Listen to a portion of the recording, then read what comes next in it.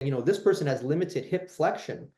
If they don't have the prerequisite capsular space to allow the bones to move relative to each other, to allow that movement to occur, that's a problem. I mean, that's a problem. Now, you know, in the standard idea of mobility, you go, well, you know, stretch the hamstring. Well, you can stretch the hamstring, right? And you do it for long enough. I mean, you eventually you're going to get somewhere over a very long period of time. But until you change that hip's quality, the information that that hip is sending to the brain, that hamstring will always be responding to the information that's being sent. So even if you get that hamstring to quote unquote lengthen, which it doesn't, eventually, because the same signal's coming from that hip, it's going to shorten again. That's why you have people, you know, this was tight. I went to a therapist. They rubbed it. It felt better temporarily. Oh no, guess what? This has become tight again. It's because there are qualities to the body. There are trainable qualities that don't automatically get trained just because you're exercising. You know what I mean? Right.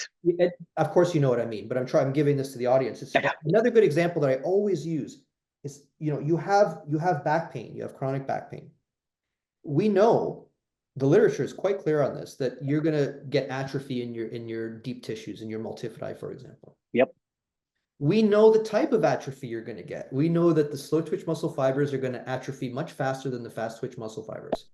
We know how slow twitch muscle fibers respond to exercise. We know the parameters. We know how much time under tension for how long is necessary in order to specifically stimulate these slow twitch fibers. We know all of this. I don't mean we. Everyone knows all of this. The scientific. We know these things. We know how to make decisions.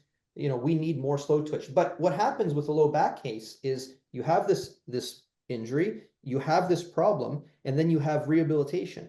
And a lot of rehabilitation is focused on, you know, getting the person to move again. Let's get them to out of pain. Then let's get them to do some, you know, bird dogs. How many? Well, you know, 12 by 3. Why? Because 12, I don't know, and 3. Like, just do 12 by 3. Kind of two numbers that I've used my whole career. And then when that gets, you know, a little bit easier, I guess, then do more or use a different band. So this is kind of how it's dealt with. Now, and then when you feel better, guess what you do? You go right back into the gym, and then you start deadlifting, you know, because your back feels better. And then along the lines, it hurts again. Okay, so at what point during that process did you go, oh no, your multifidus slow twitch fibers have atrophied?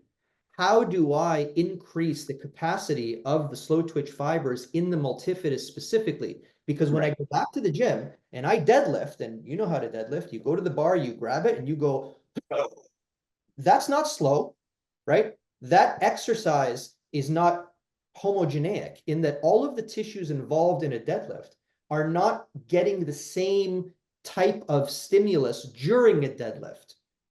Right. It's not like everything gets better all at once. You have to be specific, right? And the more specific you are, the faster the results. So we go back to this hip, and I know you've spoke about this before with your athletes, and I've noticed, and everyone else that I know that runs a system notices, with that lack of hip flexion, if you just took your time, like you said, to focus on that hip, and you gave the hip more space, how? We'll talk about that in a second.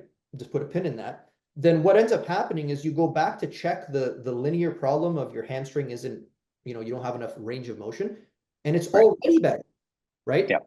Oftentimes the problem is almost gone, right? Because now you have this hip that allows that range to occur. Now, of course, the problem is you haven't used that range in a long time.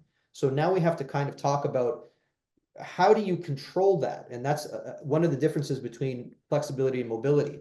If you don't have a range of motion, let's say in that hamstring, or you don't have length, and then we do something specifically after we clean the hip, let's say that we did the hip, did that, and now we're like, okay, let's get into that hamstring. So now we have a hamstring that over time has not been exposed to full length. You have connective tissue changes, neurological changes, muscular changes that are related to whatever length it was allowed to get to, but any further length is not allowed. So now you start to put in this stimulus to try to get length. Right off the bat, this is where we differ from mainstream.